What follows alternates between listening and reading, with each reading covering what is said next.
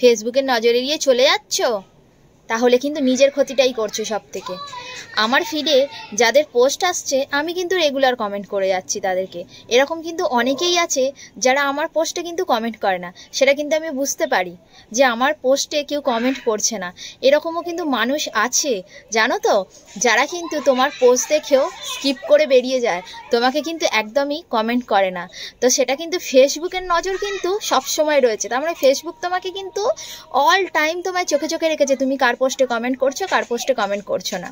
তো সেই রকমই আমি কিন্তু সবার পোস্টেই কমেন্ট করছি, কিন্তু তুমি কিন্তু হিংসে করে ধরো তোমার পোস্টে কেউ কমেন্ট করছে না বলে তুমিও তাকে স্কিপ করে বেরিয়ে যাচ্ছ আর দিয়ে ভাবছো যে তুমি সফলতা পাবে। কোনো দিনই সফলতা পাবে না।